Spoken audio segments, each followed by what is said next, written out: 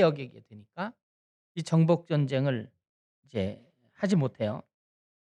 믿음의 눈으로 바라보고 행하면 되는데 유다가 여기서 이제 멈춰서게 되고 결국 이 결정 때문에 유다는 나중에 큰 이제 고통을 겪게 되지요.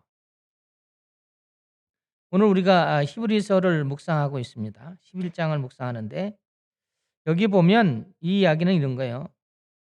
믿음의 정의가 뭐냐 하는 것을 설명합니다. 믿음의 정의.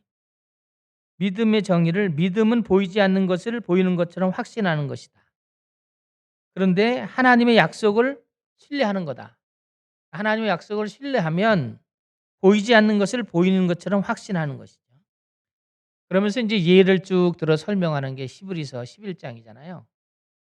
누구도 그랬고 누구도 그랬고 누구도 그랬고 누구도 이렇게 해서 이렇게 됐고 이런 이야기를 쭉 기록하는 거예요. 왜 그럴까요? 그 사람들은 다 우리와 성정이 같은 사람들이라는 거죠. 그래서 지금 시대를 살고 있는 우리도 그렇게 할 수 있다라는 이야기. 그래서 이제 이 사람들이 자기의 생애 가운데 보여준 그런 이제 믿음을 통해서 구원의 약속을 받았다. 그런 이야기거든요. 6절에 오늘 본문에 보시면 믿음이 없이는 하나님을 기쁘시게 못하나니 하나님께 나아가는 자는 반드시 그가 계신 것과 또한 하나님을 찾는 자들에게 상 주시는 이심을 믿어야 된다. 여기 나아가는 이라는 헬라어는요. 프로세르코메논이라는 말이에요. 프로세르코메논이라는 말인데 존재를 믿고 행한다 그런 뜻이에요. 존재, 하나님의 존재를 믿고 행한다 그런 뜻입니다. 그런 의미예요. 그러니까 하나님께 나아가는 사람들은 어떻게 되냐면 하나님이 살아계신 존재로 인정하는 믿음이어야 된다 하는 거예요. 오늘 우리는 믿고 행하라 하는 이 하나님의 말씀을 들으면서 나는 뭐 누구를 얘기할 게 아니라 남편이나 뭐 아내를 얘기하거나 자녀를 얘기할 게 아니라 나는 하나님의 말씀을 요새 묵상하는 이 성경 사역을 하면서 나는 어떤 믿음으로 성경 말씀을 대하고 또 생애를 하루하루 살아가고 있는가 하는 것을 돌아보면서 회복되는 이 아침이 되기를 부탁을 드립니다. 첫째로 노아는요. 존경하는 마음으로 하나님 말씀을 받고 신중하게 행동했다는 거예요. 미국의 초대 국립박물관을 지냈던 박물관 관장을 지냈던 사람이 조셉 셀리라고 하는 사람이에요. 초대 미국의 이제 국립박물관 관장인데 이 사람이 어렸을 때 소년 시절에 구두방에 가서 구두를 주문하게 돼요. 이때는 이제 재화공업이 발달하지 않아서 구두방에서 이제 구두를 만들어서 신었던 그런 가내공업 수준이죠. 그런데 당시에 이제 구두의 유행이 구두 코가 둥근 게 있고 하나는 네모난 것이 있었다고 그래요. 조셉이 이제 구두를 맞추긴 했는데 어느 모양을 해야 될지 결정을 못 했어요. 이제 매일 구두방에 가서 이제 이 둥근 모양으로 하자. 그러고 가면 그곳에 가면 또 마음이 흔들리는 거예요. 네모로 해야 되나? 뭐 이래서 결정을 못 하고 또 돌아오게 됩니다. 머뭇거리는 동안 세월이 흘러가게 되고 이제 구두방 주인은 기다릴 수가 없으니까 구두를 만들게 됐어요. 완성하게 됐어요. 그리고 인제 조셉 셀리에게 구두를 내놨는데 한쪽 구두는 이제 둥근 구두코고 한쪽 구두는 네모난 구두코를 만들어 줬어요. 그 짝짓기 구두를 만들어 준 거죠. 이 조셉은 이 구두를 버리지 않고 신지도 않고 잘 보관해 놓고 눈에 보이는 데 보관해 놓고 그걸 늘 보면서 자기가 우유부단한 성품에 대해서 경고로 늘 그것을 보게 됐다는 거예요. '내가 우유부단해서 구두가 이렇게 만들어졌다.' 경고로 삼았다는 거예요. 여러분 삶은 어떤가요? 하나님의 자녀로서 우유부단하지 말고 주의 말씀 편에 서서 바른 결정을 해야 된다. 그것을 성경은 하나님이 기쁘시게 하는 거다. 그렇게 말합니다. 영국의 인제 찰스 1 세가 인제 영국의 유명한 왕이죠. 나라를 잘 다스리기도 했지만 반대로 폭군이었어요. 아 그러다 보니까 인제 독재를 하고 폭군을 폭력을 행사하는 자기 마음대로 나라를 다스리다 보니까 백성들이 자꾸 힘들어지는 거예요. 영국의 백성이 힘들어지는데 이때 인제 어려서부터 청교도 가정에서 자란, 그리고 어머니에게 신앙 훈련을 잘 받은 사람이 있었는데 이게 크로멜이라는 사람이에요. 크로멜의 어머니는요, 크로멜에게 늘상 이렇게 교육을 했다고 그래요. "너는 하나님 편에서 일하는 사람이 돼야 된다. 언제나 하나님 편에 서서 일을 해라." 그러려면 두 가지가 있어야 되는데, 하나는 하나님께 기도하는 일상이어야 되고, 일상이 하나님께 기도해야 되고, 또 하나는 하나님의 말씀을 읽는 것을 게을리하면 안 된다.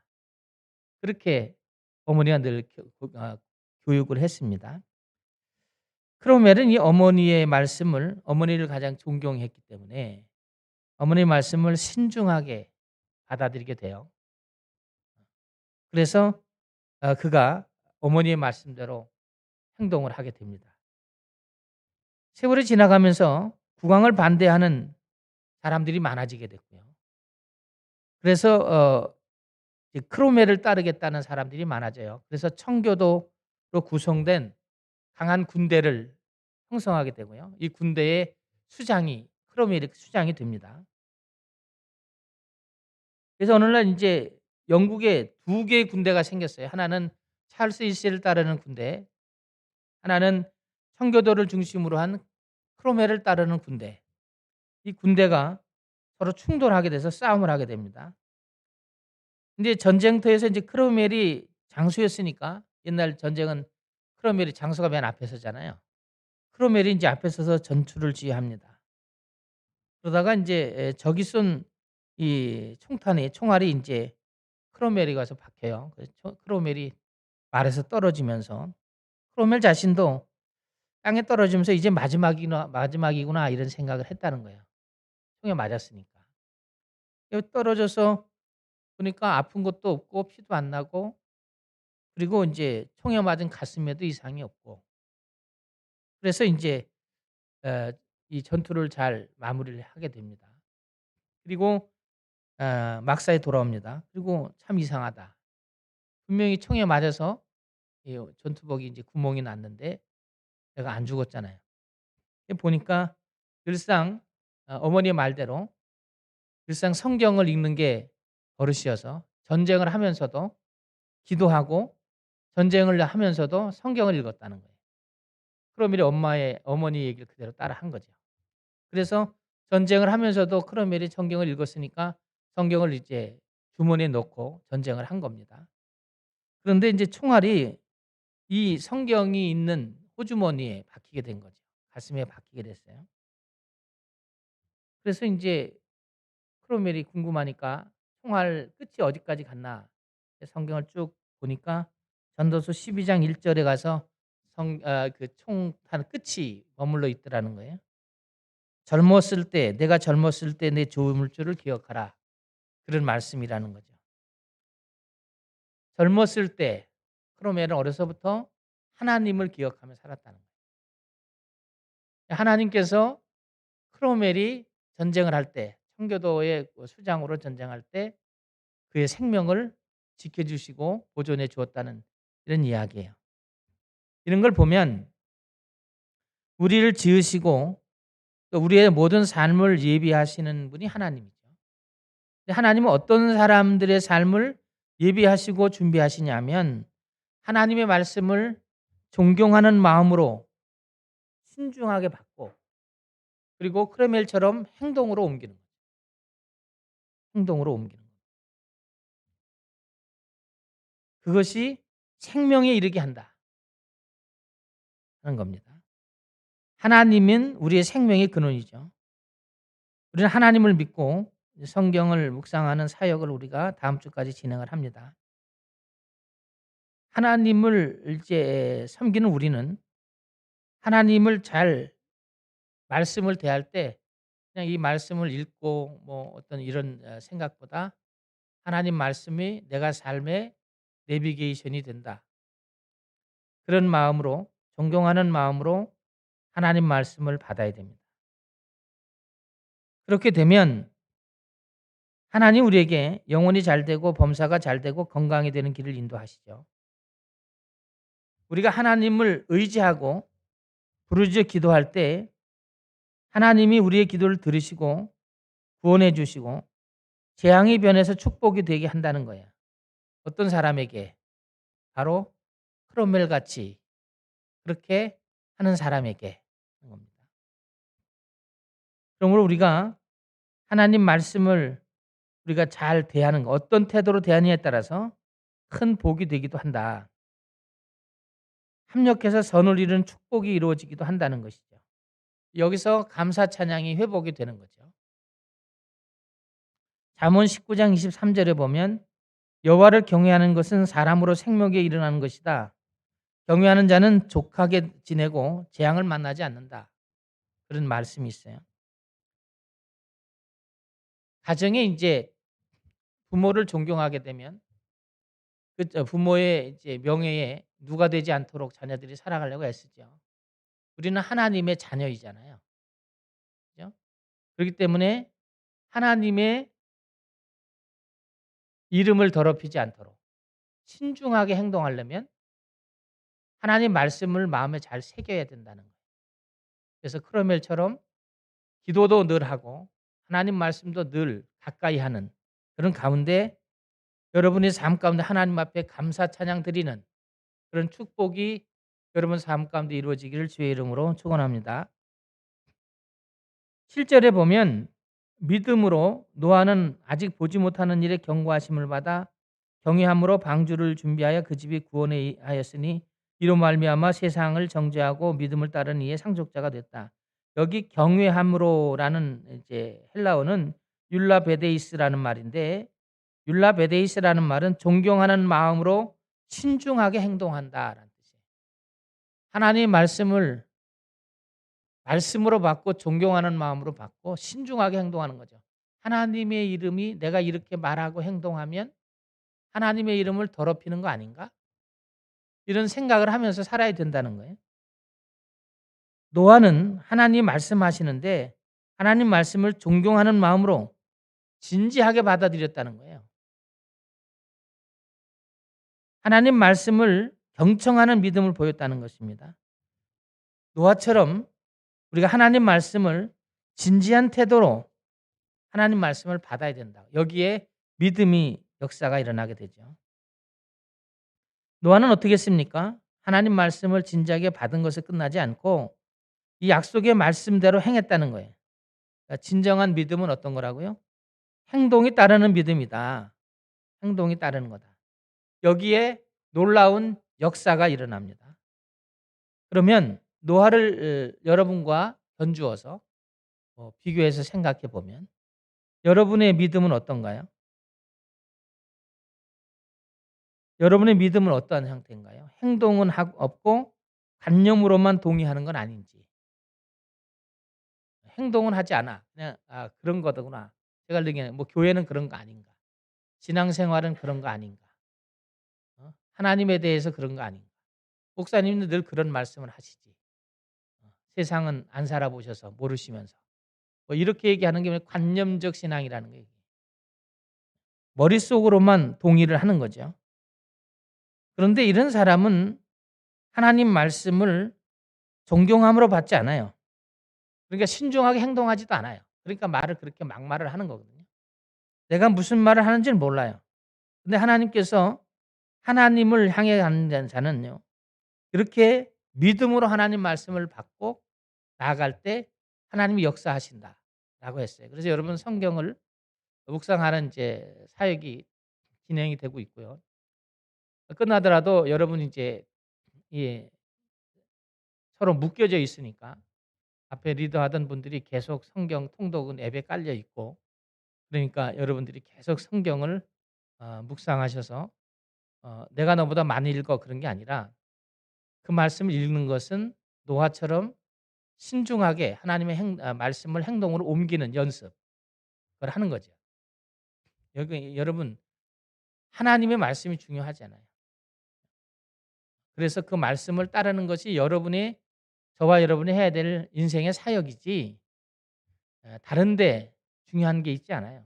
하나님 우리의 뭘 보냐면 내가 그 하나님의 말씀을 신중히 받고 그 말씀대로 살아가느냐를 보는 것이지 근데 관념적 신앙이 되면 여기에 별로 여기에 관심이 없죠. 감성적이고 관념적이고 찰나적이기 때문에 자기 감정을 추스려 주는 그런 것을 쫓아다니다 보니까 믿음도 안 자라고 은혜도 안 되고 또 하나님의 이름을 드러내야 될 때 드러내지 못하는 어리석음을 겪게 되니까 한 주를 살아가시면서 여러분 하나님 말씀을 더 깊이 묵상하시고 앞으로도 크로멜처럼 전쟁을 수행하는 총탄이 오고 가는 그런 가운데에서도 하나님 말씀을 묵상하고 기도했다. 여러분도 기도의 사람, 말씀의 사람, 크로멜처럼 구원의 역사를 경험하는 축복이 있기를 주의 이름으로 축원합니다. 둘째로 우리의 인생을 주관하시는 분이 하나님이라는 걸 믿어야 된다 하는 거예요. 믿음에 대해서 히브리서가 잘 정의를 합니다. 믿음은 하나님께서 말씀하신 모든 그 말씀을 신뢰하고 내가 소유하는 거예요. 그게 믿음의 시작이에요. 하나님 말씀을 내가 소유하는 것입니다. 그리고 확신하는 거죠. 그러면 참 믿음이 되려면 어떤 과정을 밟아가냐면 우리 의식의 변화가 이렇습니다. 첫째는 하나님 말씀이 이런 거구나. 여러분 성경을 처음 읽었을 때 어떻습니까? 이런 말씀도 있네. 이런 거구나. 아는 단계. 이해하는 단계. 이게 첫 번째 단계죠. 두 번째는 이 알았던 말씀들이 삶으로 경험하는 단계가 됩니다. 세 번째는 경험을 내가 가지게 되고 확신하게 되면서 그것을 삶의 지표로 삼죠. 여러분, 이렇게 되면 하나님이 상급을 주세요. 그 상급이 뭐냐면 하나님의 나라의 약속을 받습니다. 영생의 큰 축복을 받죠. 그게 믿음으로 다가오게 되면 영생의 축복이 내 큰 기쁨이 된다는 것입니다.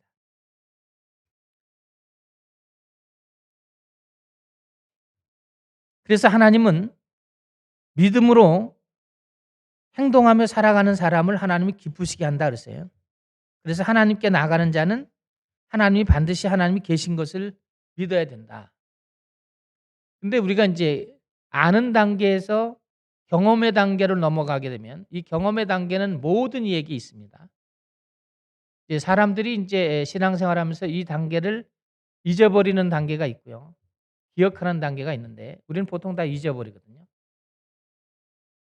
여러분도 기도 응답이 받은 경험이 있고요. 삶에서 하나님이 여러분을 구원하는 경험도 있어요. 생로병사 어느 것 가운데 세상에서 어떤 일이든지 하나님을 한번 응답받은 경험이 있거든요. 이제 알았다는 거예요. 그리고 경험했다는 거예요. 그럼 확신의 단계로 밀고 가야만 흔들림이 없는 세상이 어떻게 되든 요지부동한 신앙생활을 할 수 있거든요. 이건 이 단계로 나가야만 그래야 이제 좋은 믿음, 참된 믿음이 되는 건데 안타깝게 여기까지 잘 못 가는 우리들의 모습을 우리가 발견하게 되거든요. 그게 다 행동으로 움직이는 믿음이 아니라 관념에 대해 관념적인 신앙생활을 한다. 하나님에 대해서 얘기하죠. 자기가 경험했는데 그 경험을 까맣게 잊어버린다고. 그리고 엉뚱한 얘기를 한다고요. 오늘 여기 이제 7절에 보면 노아라는 사람을 예를 들어서 설명을 해요. 창세기 5장 5절 이하에 이제 노아의 얘기가 쭉 기록되잖아요. 여러분 읽어보셨죠? 근데 노아의 시대를 창세기에서 뭐라고 얘기하냐면 현 시대 우리가 살고 있는 시대와 똑같다는 거예요. 뭐라고 표현하면 강포와 타락이 가득했다. 땅이 매우 악했다. 그렇게 표현해요. 짧게 표현하지만 이게 아주 오늘 시대를 살고 있는, 그죠? 그런 시대와 거의 같다고 보면 돼요. 노아는 이런 시대에 살고 있었는데 우리도 그런 시대에 살고 있죠. 그러면 이 시대를 살고 있는데 공통적으로 나타나는 징조가 있죠. 교회 다닌다, 예수님을 믿는다 그러면 빈정거리는 사람이 많습니다. 여러분이 교회를 직장을 다니거나 여러분 어느 곳에 가도 내가 신앙인이라고 믿음을 갖는다 그러면 비웃고요. 빈정거려요. 여러분 그때 어때요? 믿음을 지키냐 안 지키느냐를 보면서 믿음을 못 지키면 여러분이 관념적 신앙이라는 거예요. 언제든지 하나님을 버릴 수 있다는 거예요. 그러나 노아는 어떻게 했냐면 하나님 말씀을 존경하는 마음으로 받았기 때문에 신중하게 행동하는데 그게 뭐냐면 믿음을 지킵니다. 누가 뭐래도 당시 노아가 살고 있는 모든 시대 사람들이 노아를 조롱하고 멸시하고 왕따를 시켜도 노아는 전혀 개의하지 않습니다. 여러분 어떠신가요? 어떤 사람이 그래요. 어떤 목사님이 계속 광화문에 집회를 하니까 목사님 이건 너무하지 않아요? 그렇게 얘기해요. 제가 그랬어요. 본인이 돼보지 않으면 모른다. 그러나 가장 문제는 당신의 마음이다. 그 현상을 바라보는 게 여러분이 그렇다면 당신이 그렇게 생각한다면 강포한 세상에 매료되는 것인데 강포한 세상에 매몰돼서 그게 두려운 거 아니냐. 그래도 그 사람들은 당신보단 낫다. 믿음의 소신을 가지고 누가 뭐래도 자기 믿음의 행동을 하는 거니까. 근데 당신은 거기까지도 못 가고 흔들리는 거 아니냐. 뭐 때문에? 세상의 조롱, 세상의 판단, 세상이 하는 그것 때문에 흔들리고 있어 나한테 이렇게 묻는 건데 그것은 물을 일이 아니고 당신이 하나님 옆에 소명해야 될 문제다. 그게 지금의 당신의 믿음의 현실이거든요. 노아 시대에 그랬다는 거예요. 하나님을 믿는 거, 하나님을 향해서 행동하는 거, 하나님 말씀대로 사는 거, 그것이 조롱거리가 됐다는 거예요. 여러분, 제가 늘 우리의 판단이 그렇게 중요하지 않아. 우리의 믿음이 중요하다고요. 중요합니다. 노아가 믿음을 지켰어요. 그래서 어떤 상을 받습니까? 다가올 심판이 오지요. 노아의 집이 구원받고 그리고 조롱했던 세상은 심판을 받습니다. 노아는 의롭다 여김을 받는 상급을 받습니다. 그죠? 노아가 왜 그랬을까요?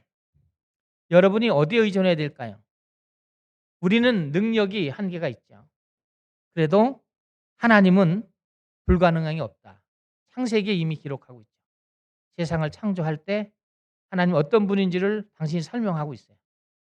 우리는 그 안에 있는 거죠. 사람들이 아무리 비난할지라도 자연 법칙이 어긋난다 할지라도 하나님의 약속은 이루어지죠. 여러분 히스기야의 기도를 들으신 하나님이 일령표를 뒤로 물렸다. 자연 법칙이 위배됐다는 거예요. 하나님이 만드신 모든 자연 질서가 수도비 됐다는 거예요. 그게 성경에 기록이 돼 있잖아요. 근데 우리는 언제나 자기가 아는 것만큼 그것이 최고인 줄 알고 그것을 이제 믿고 살아가잖아요. 그러려면 하나님을 믿을 필요가 없죠. 그냥 나가서 살면 되지. 왜 그걸 가지고 자꾸 교회 와서 그 쓸데없는 소리를 하냐고요.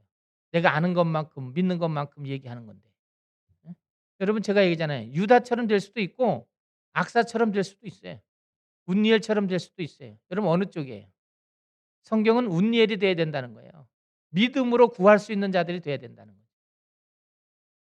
유다처럼 골짜기에 이 신무기를 가지고 있는 그런 가나안 족속을 보면서 두려워서 그 정복전쟁을 포기해버리면 하나님이 함께 하신 줄을 임마누엘 하나님을 자기가 경험했음에도 불구하고 그렇게 행동하는 유다 지파가 성경에 기록되어 있다고요.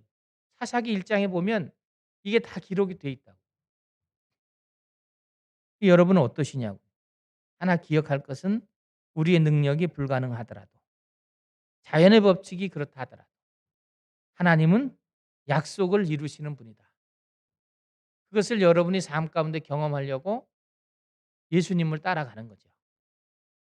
교회를 다니는 거니까 여러분이 하나님과의 구도자의 길을 걸어가는 거지 누가 누구 때문에 예수를 믿는 건 아니에요. 여러분 교회를 누구 때문에 다니는 거 아니에요. 여러분 안에서 세워져 가려고 그래요. 오늘 종교개혁주일인데 개혁은 내가 개혁되지 않으면 개혁되는 게 아니에요. 내 생각과 내 영혼이 변화가 안 일어나는데 자꾸 남만 탓해서 되냐고요.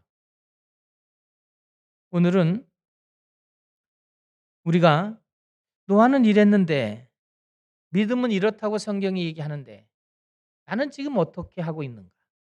강포한 세상에서 하나님을 믿는 이들이 조롱하고 또 하나님을 믿는 이들을 멸시하고 그리고 망신을 주는 이 시대를 살아가고 있는 우리는 어떻게 하고 있는지 여러분이 생각해 볼 필요가 있다고. 헨리 나우엔이라고 하는 사람이 있어요. 이 사람 하버드에 이제 교수를 하던 사람인데 아주 똑똑한 사람이에요. 이 사람이 어느 날 없어졌어요. 그런데 찾아보니까 라르시라는 곳이 있더라는 거예요. 라르시라는 공동체가 있어요. 라르시라는 것은 의사들도 포기해버린 그러니까 자연 법칙, 과학자들이 포기해버린 정신지체아 장애자들이 모여있는 마을이거든요. 여기 있더라는 거예요. 헨리 나우엔이 하버드의 그 석학인데 학생들을 가르치고 그리고 인세도 받고 살아가면 세상에 부러울 것 없이 돈은 돈대로 명예는 명예대로 권세는 권세대로 얻고 살아갈 수 있는 좋은 사람인데 이 사람이 어느 날 이 모든 것을 내려놓고 라르시에 가 있더라는 거예요. 근데 이 사람이 라르시에 간 동기가 있어요. 하나님을 제대로 만난 거거든요. 그 나이가 되도록 하나님을 제대로 만나지 못했다는 거예요. 그래서 그 사람이 이런 얘기를 해요. 나는 여태까지 하나님이 함께하는 거에 관해서 막 얘기했다. 하나님이 함께한다고 이야기를 많이 했다. 하나님에 대해서 얘기를 했다는 거예요. 하나님에 대해서. 그런데 하나님이 함께하는 거에 대해서는 해본 적이 없다. 여기 선생님이니까 누구에 대해서 하나님에 대해서는 많이 얘기했다는 거예요. 근데 자기가 하나님과 함께 해본 적이 없더라는 거예요. 하나님을 정면으로 만나면서 하나님과 함께 해야 되겠다. 순종하게 돼서 온 것이 라르시라는 거예요. 거기서 그는 생애 큰 새로운 행복과 기쁨을 맛보게 됩니다. 하나님에 관해서 말할 때는 순종을 하지 못했더라는 거예요. 하나님에 대해서 하나님에 관해서 얘기를 하다 보니까 알고 있는 지식을 얘기하다 보니까 그런데 정작 자기는 하나님과 함께 하지 못했다는 거예요.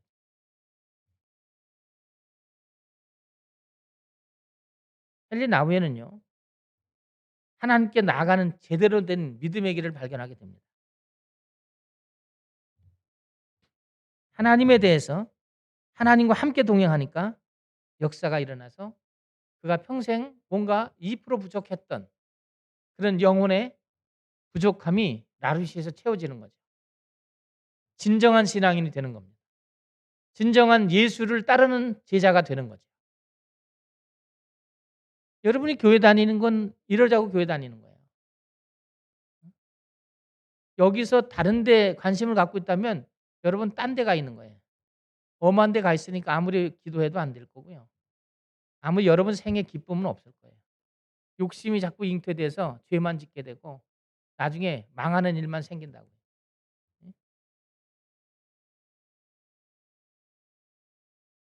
나후에는요. 순종하니까 믿음으로 나가니까 문제가 해결된다는 거죠. 그래서 성경은 말하는 거예요. 믿은 대로 행동하며 살아야 된다. 노아도 그랬고 그건 뭐 성경의 인물이니까 오래된 인물이니까 그렇다 치고 헨리 나후에는 우리보다 조금 앞선 사람이었으니까 우리보다 나이가 좀 더 많은 사람이거든요. 근데 이 사람도 하나님을 대에서만 얘기하던 교수였는데 성직자였는데 하나님을 만나면서 하나님을 따르는 거, 예수 그리스도를 믿는 게 바로 이런 거구나 알았다는 거예요. 저와 여러분도 생애 목적과 가치가 변해져서 나벤처럼 행복해지시기를 축원합니다. 8절에 보면 믿음으로 아브라함은 부르심을 받을 때 순종하여 장래 유업으로 받을 땅에 나갈 때 갈 바를 알지 못하고 갔다. 여기 순종하여라는 헬라어는 휘페쿠센이라는 말이에요. 휘페쿠센이라는 말은 아래서 듣다, 아래서 듣는다는 거예요. 위에서 말씀하시는 걸 아래서 듣는 거죠. 아랫사람이 윗사람의 말을 순종하는 태도로 듣을 때 쓰는 단어예요. 그러니까 노아가 아브라함이 하나님이 말씀하시는 것을 피조물로 순종하는 자세로 듣는 거죠. 그런데 이 순종은 자발적이고 그런 것이기 때문에 아브라함의 행동은 주저가 없어요. 머뭇거리질 않아요. 그것은 하나님을 신뢰하는 데서 온 것이죠. 그러니까 아브라함은 나중에 어떻게 하냐면 내 인생을 주관하시는 분이 하나님인 걸 알게 돼요. 여러분도 이런 축복이 있으셔야 돼요. 아둥바둥하지 말라고. 그냥 어떻게 하면 돈을 더 벌까? 어떻게 하면 더 그냥 재밌게 놀 수 있을까? 뭐 이런 이상한 곳에 신경을 쓰지 말고 하나님이 내 인생을 세상에 보내셨으니 내 인생을 주관하니까 내가 해야 될 일이 뭔지를 분명히 알아서 여러분의 영혼이 개혁되어야 된다는 거예요. 그러면 우리가 제가 보듯이 하나님 우리의 인생을 주관하시는 거니까 믿음의 상황이 어려워질 수도 있어요. 근데 더 어려울수록 하나님 우리에게 요구하는 것은 순종을 요구하는 것이거든요. 여러분 말씀을 자꾸 읽으라는 게 그런 거예요. 하나님 말씀에 순종하는 것을 배우라는 거죠. 순종하다 보면 확신이 생기고 나중에 어떻게 생각하면 이게 믿음으로만 가능한 거구나 이렇게 알게 됩니다. 우리가 이제 믿음의 사람이잖아요. 근데 우리는 어떠냐면 부분적으로만 순종해요. 부분적으로만. 내게 이익이 되는 부분, 내가 할 수 있는 부분, 내가 하나님과 내가 서로 합일되는 부분 뭐 이런 거죠. 이게 정역적이다. 야고보는 그렇게 얘기해요. 근데 성경은 그런 게 아니라 전적이어야 된다. 전적이 된다. 우리의 감정을 따라서 왔다 갔다 하면 안 된다는 거예요. 하나님을 향해서 봉사하거나 예배하거나 이런 것들이 이 시대가 악해서 그죠? 신앙의 자유를 표현할 자유가 있어도 얘기하면 멸시천대가 되어버린 이 상황에서라도 우리가 어떤 감정이 흔들리지 않고 내가 그리스도임을 드러내는 것, 그것은 순종의 믿음에서만 가능하다는 거예요. 순종의 믿음 위에 서서만 가능합니다. 여러분, 저와 여러분이 계속 살아있는 것이 기적인데 하나님께 감사하셔야 돼요. 좀 아프면 어때요? 살아있는 게 감사하죠. 응? 그게 큰 축복이죠. 그러면 우리 하나님이 내가 그러면 살아있는 이 살게 하신 건 뭘까? 믿음으로 부분적 순종하고 사는가? 전적으로 순종하는가? 하나님이 부르시는 날까지 저와 여러분이 해야 될 건 뭐냐면 전적으로 순종하는 자리에 가도록 애쓰는 거예요. 어떤 상황이 오더라도 하나님이 내 인생의 주관자임을 믿는다면 그렇게 살아가는 연습을 계속하는 거예요. 그래서 부디 우리가 영생의 복에 들어가기 전에 전적인 순종, 부분적 순종이 아니라 전적 순종의 자리에 들어서서 행복하게 동행하다가 부름을 받는 축복이 있으시기를 축원합니다. 세 번째는 약속보다 현실을 먼저 생각하면 안 돼요. 불난 집이 있어요. 아버지는 문으로 도피를 했어요. 아들은 2층에서 자다가 불이 나니까 연기를 피해서 한마를 피해서 이제 옥상으로 도망을 갑니다. 근데 인제 아버지가 밑에서 보니까 아들이 옥상에 있단 말이에요. 2 층 옥상에 있으니까 소리를 질러요. "뛰어내리면 아버지가 받을게." 그러니까 아들이 연기 때문에 아버지가 안 보인다고 그러는 거예요. 아버지가 다시 얘기해요. "뛰어내리면 내가 받는다. 어디로 뛰어내리든지 네가 뛰어내리는 곳에 내가 가서 받으마." 아들이 아버지를 믿고 뛰어내려요. 아버지는 이 아이를 받고 이 아이는 살아납니다. 우리 아버지가 누군가요? 하나님이죠. 하나님 우리 보고 뛰어내리라고 그런다고. "내가 받아줄게." 근데 우린 자꾸 하마가 올라오고 사탄의 공격이 계속되는데 뛰어내리지 못하고, 예? 멈칫 못해 결단을 하지 못하고 멈칫 못하고 소리만 질러요. "주여 살려 주시옵소서." 그러고 그렇게 외치기만 하면 뭐 하냐고요. 어? 왜 자꾸 주여를 불러? 부르면 행동을 해야지. 응? 왜 그럴까요? 현실이 앞서기 때문에 그러는 거예요. 현실이 지금 상황은 이런데 "주여." 이게 어떡하라는 거예요. 불이 났는데 뛰어내리면 다리가 부러져 죽을 텐데, 예? 왜 자꾸 뛰어내리라고 그러냐. 그런 거잖아요. 이목교회라는 교회가 있었어요. 이목교회. 실제 있었던 교회예요. 이 교회는요, 신사참배를 반대했던 교회예요. 교인들이 똘똘 뭉쳐서 신사참배, 그러니까 일본의 천황을 신으로 모시는 거잖아요. 미친 짓이죠. 지금도 일본이 이것 때문에 우리와 갈등을 깊게 겪고 있죠. 총리만 되면 거기 가서 절하잖아요. 교회가 많은 피해를 받았어요. 그런데도 교인들은요, 주일이 되면 예배를 드려요. 세상 일을 하지 않아요. 주의 일만 합니다. 아침 9 시에 아침 8 시에 일본의 경찰, 일본의 앞잡이죠. 일본 경찰이 교회를 옵니다. 그럼 뭐라고 하냐면 "오늘은 이 도로를 말끔히 정리해야 된다. 그러니까 모두 교인들도 나와서 이 교인의 이 도로 정리 작업을 해라." 이 교인들이 "우리는 예배를 드려야 되니까 나갈 수 없다." 그러니까 이 일본 형사가 경찰이 "예배 몇 시에 드리냐?" 그랬더니 "11 시에 드립니다." 그랬더니 "그럼 10 시까지 일하고 11 시에 예배 드려라." 그러니까 교인들이 인제 할 수 없어서 나가서 인제 일을 하지만 마음이 무겁습니다. 땅을 고르고 자갈을 날르지만 이게 하고 싶어 하는 일이 아니니까. 교인들이 인제 11 시가 되니까 교회로 들어와서 인제 예배를 드리려고 와 보니까 일본 놈들이 가마 짜는 기계를 교회에다 들여 놓은 거예요. 이거를 본 교인들이 가마짜 기계를 다 끄집어서 바깥에 내다 놓습니다. 그리고 이제 예배를 드리죠.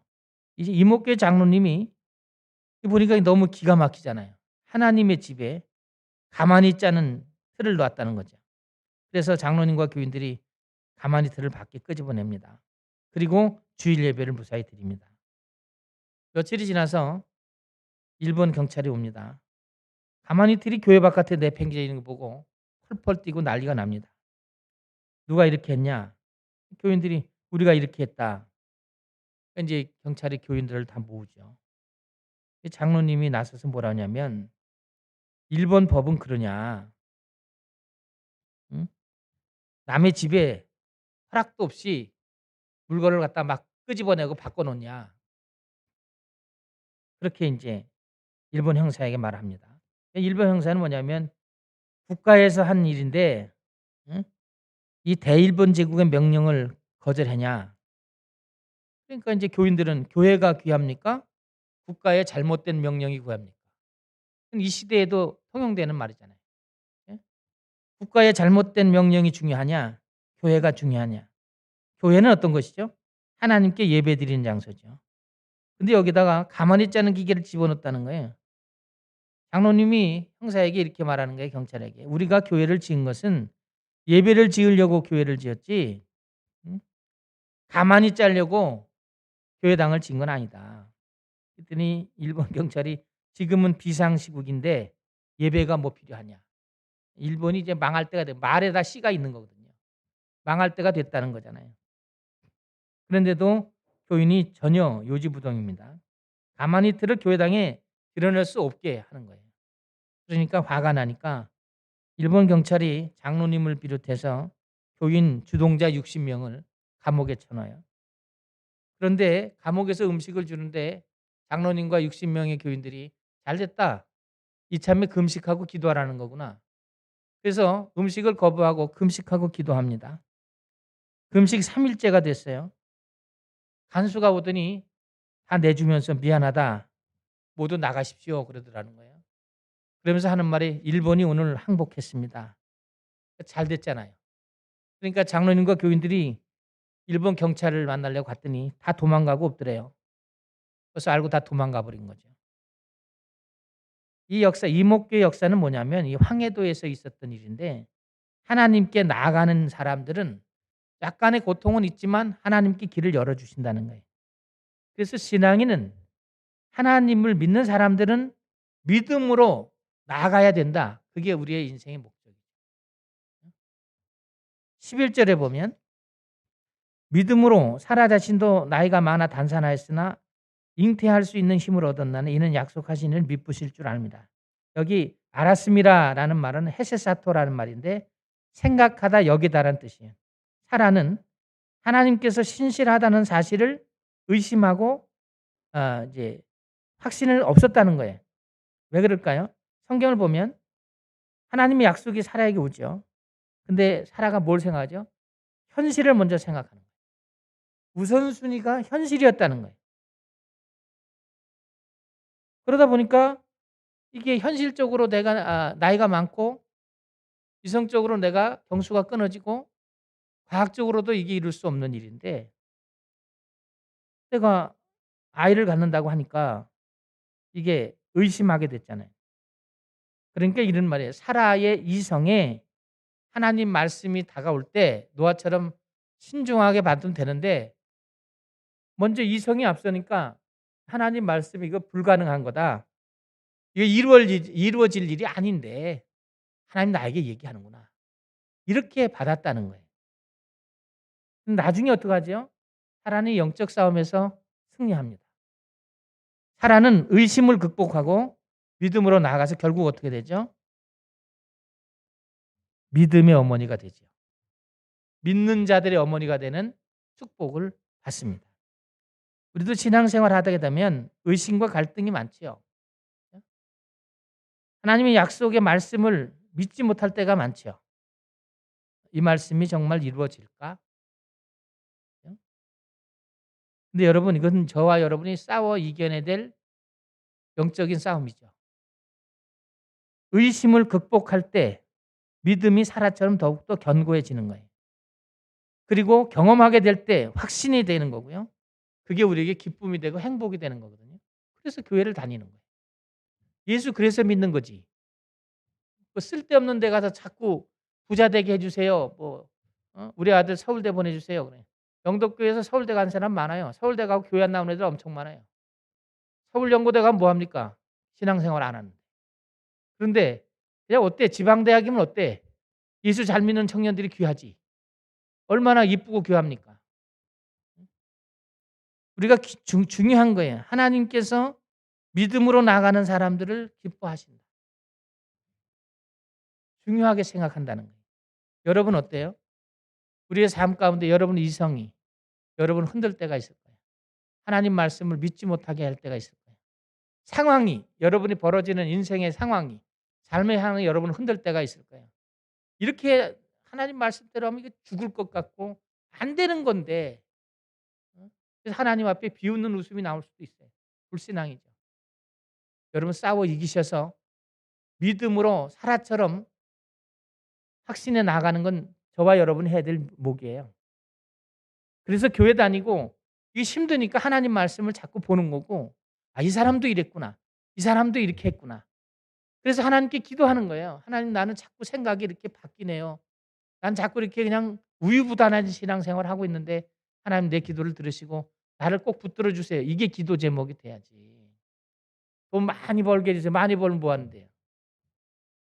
여러분 만약에 지금 100억 벌었다고 합시다. 예 100억. 꼭 버시길 바랍니다. 예. 100억이 11조 얼마예요?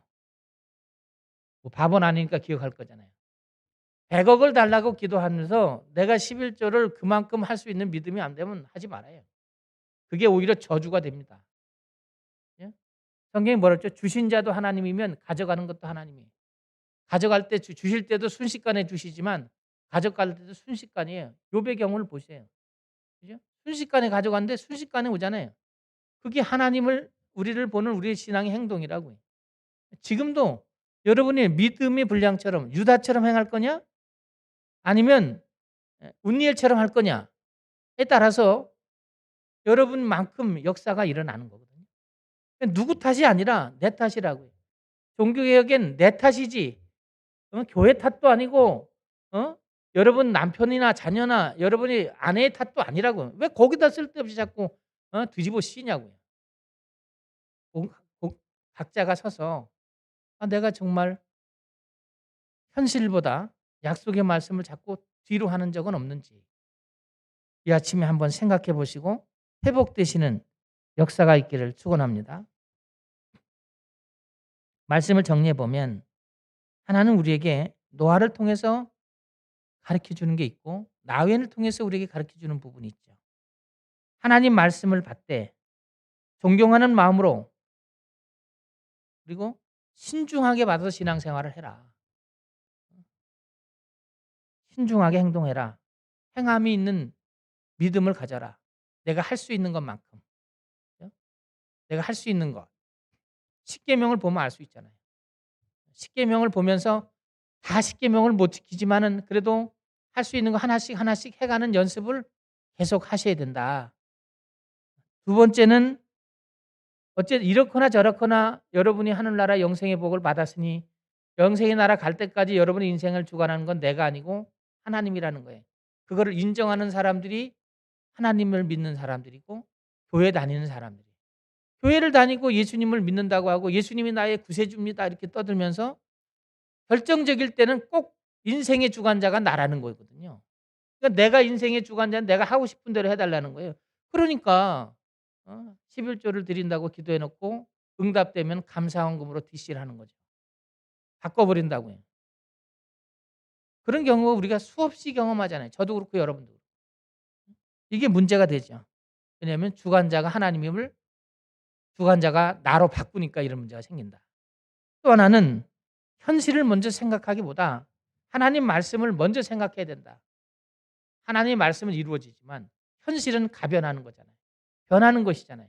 지금은 답답하고 암울한 사건이 된다 하더라도 이 상황은 하나님이 바꾸시면 상황은 금세 바뀌는 거예요. 사라의 상황이 그 나이에 아기를 가질 줄 알았어요? 상황이 바뀐다고. 하나님이 하시면 바뀌는 거잖아요. 그걸 여러분이 체험하고 그것을 확신하면서 선포하면서 살려고 하나님 우리를 부르신 거라고. 여러분, 여러분의 부모님이 여러분의 자랑거리가 된다면 자랑거리가 되는 믿음을 가지십시오. 그러면 부모의 명예에 아버지 이름에 먹칠하지 않게 해서 자녀들이 산다고. 어머니의 이름에 먹칠하지 않게 해서 자녀들이 살잖아요. 말과 행동을 조심하고 산다고. 내가 이렇게 하면 우리 아버지 어머니에게 명예가 더럽혀지는 거니까. 그죠? 그게 가문을 위해 산다. 옛날에 이제 조선조에는 그랬고 성경으로 표현하면 우리 아버지가 하나님이잖아요. 우리 인생을 주관하는 분이 하나님인데 하나님의 자녀로 여러분 생각 한번 해봐야 되지 않아요? 내가 지금 생각하고 있는 이 생각들이 이 삶에 일어나는 일들이 아버지 하나님의 이름을 더럽히는 것이냐 드러내는 것이냐. 더럽힐 수도 있어요. 물론 우리는 자꾸 넘어지니까. 여러분 제가 뭐 율법적으로 얘기하는 건 아니에요. 다 하나님이 아신다고. 그래서 예수님을 보내주셨고 또 예수님께서 우리를 위해 돌아가셨기 때문에 저도 목회자고 목회자는 뭐 별달라요. 다 더럽고 추한 건 마찬가지죠. 생각도 들어올 때 있고 욕심에 잉태할 때 있고 많아요. 다 있다고요. 모든 인간은 같다고요. 그래서 하나님이 예수님을 보내서 우리를 구원할 수밖에 없던 거잖아요. 그러니까 그래도 그 은혜를 받았으니 연습은 해보자. 안 되지만 자꾸 하다가 보면 늘지 않아요? 자꾸 는다고요. 언제까지? 내가 영생의 나라 들기 전까지 계속 연습을 하다가 그래도 좀 나은 모습으로 하나님을 뵈줘야 되지 않냐. 그래서 하나님 우리를 여태껏 조금 아프지만 살게 하시고, 없지만 그래도 그 안에서 살아갈 수 있도록 도와주시고 살게 하시는 이유가 그런 거예요. 그 안에서 주의 뜻을 불견하면서 믿음으로 행하고 하나님의 약속을 성취하는 축복의 성도가 되시기를 주의 이름으로 축원합니다. 하나님 아버지, 우리는 하나님 말씀을 신중하게 받고 전하고 듣습니다. 하나님 아버지의 이름을 하나님의 자녀로서 우리가 이름을 더럽히지 않도록 성령께서 우리를 인도하시고 보호해 주시기를 원합니다. 하나님, 우리의 인생 주관자가 하나님이라고 말하지만 하나님에 관해서 얘기했던 우리는 결정적일 때는 인생의 주관자가 내가 되는 큰 죄를 범할 때가 많습니다. 넘어지고 쓰러지지만 오늘도 말씀을 주셔서 다시 한번 일어날 수 있도록 우리를 독려하시는 하나님, 말씀의 힘을 얻어 일어날 수 있도록 도와주시기를 원합니다. 하나님, 우리가 살아가다 보면 현실이 먼저 생각되는 일들이 많습니다. 나의 현실은 그런데, 나의 생각이 이런데, 말씀보다 앞서서서 하나님의 말씀이 무색해질 때가 많고 우리가 무너질 때가 많습니다. 그러나 오늘 성경은 우리에게 가르칩니다. 하나님 말씀보다 현실을 먼저 생각하지 말자. 현실은 하나님이 바꾸시면 바뀌는 것이지만 하나님 말씀은 진리라고 했습니다. 우리의 진리의 말씀을 붙들고 현실을 정복해가는 우리 영덕교회 성도를 될 수 있도록 말씀을 이루시고 축복하여 주시옵소서. 예수님의 이름으로 기도합니다. 310장 찬송합니다.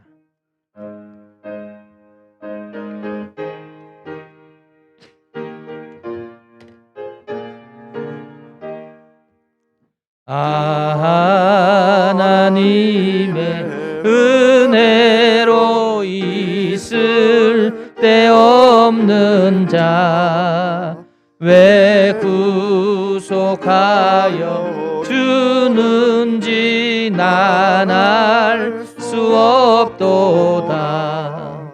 내가 믿고 또 의지함은 내 모든 형편 아시는 주님 늘 보호해 주실 것을 나는 확실히 아네.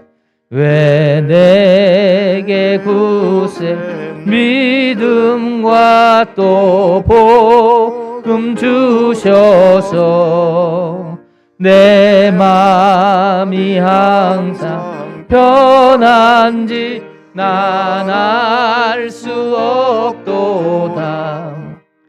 내가 믿고 또 의지함은 내 모든 형편 아시는 주님 늘 보호해 주실 것을 나는 확실히 아네.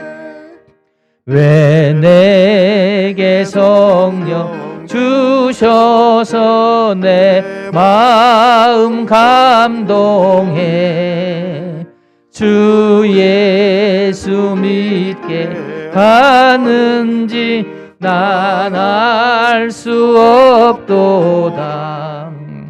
내가 믿고 또 의지함은 내 모든 형편 아시는 주님 늘 보호해 주실 것을 나는 확실히 아네. 주 언제 강림하실지 혹 밤에 혹 낮에 또 주님 만날 그곳도 난 알 수 없도다. 내가 믿고 또 의지함은 내 모든 형편 아시는 주님 늘 보호해 주실 것을 나는 확실히 아네. 기도합시다. 성경을 이제 사역을 여러분이 참여하고 있는데 이제까지 성경 말씀을 존중하는 마음으로 신중하게 받고 있는지, 그 받은 은혜의 말씀을 내 삶에 행동하고 있는지, 인생의 주관자가 난지 하나님인지,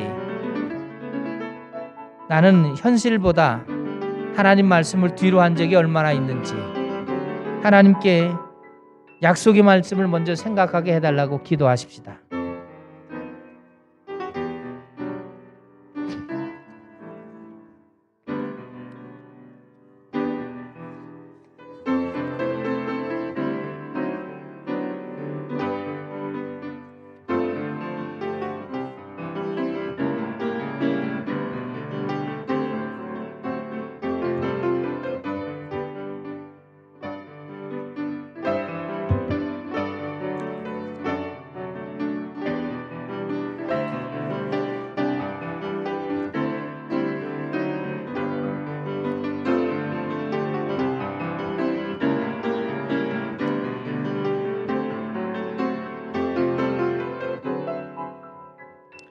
광고하고 축도하겠습니다. 설교하다 보니까 잊어버렸는데, 우리가 필리핀 학교에 우리가 컴퓨터를